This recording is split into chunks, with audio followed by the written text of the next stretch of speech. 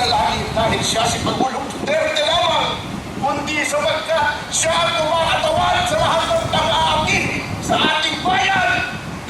Ang bayan po ang ating pinanalangin tuwing pinanalangin natin si Pangulong Duterte, sapagkat siya lamang po ang nakipaglaban para sa ating lahat. Sinakripisyo niya, His sacrifice, His life, His liberty, and His sacred honor. Sabi nga niya, I do not mind marching into hell so I can make the Philippines heaven for the Filipinos. At yan po ang nangyari. Si Atty. Topacio, nasusuot sa lahat ng haharapin din po ng ating Vice Presidente.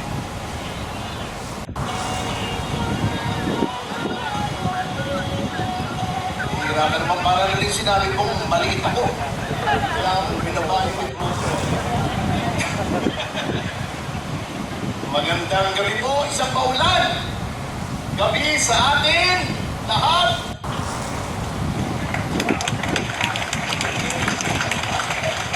Sa kabila ng bagyo hindi lamang sa ating panahon kundi bagyo na dumapo sa ating bayan mula nang nahalal sa pagiging Pangulo si Ferdinand Marcos Jr.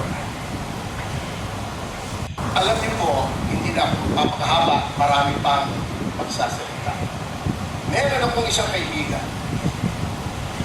Hindi siya kapanalig natin sa pananampalataya sa politika. Sabi niya, bakit pa?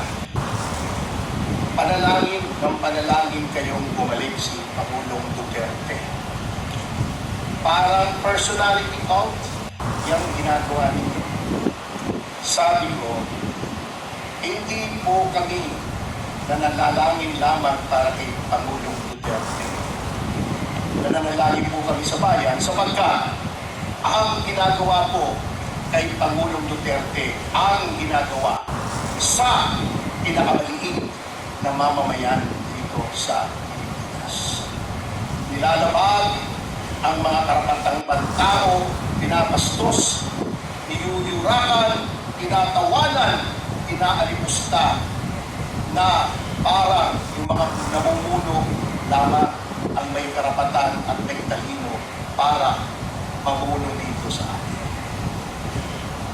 Kung napanood niyo po yung pelikulang Moises Padilla ni Leopoldo Salcedo, may eksena po roon na siya po ay nakabitin sa kisabi. Puro latay, tuguan, pasa ang kanyang katawan. May lumapit na bata sa kanya. Pinainom siya ng tubig. Sabi niya, anak, tingnan mo ako. Ito ang iyong bayan na hihirap.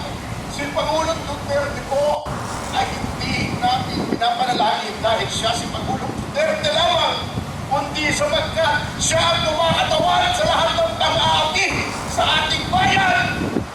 Ang bayan po ang ating pinanalangin tuwing pinanalangin natin si Pangulong Duterte, sapagkat siya lamang po ang nakipaglaban para sa ating lahat.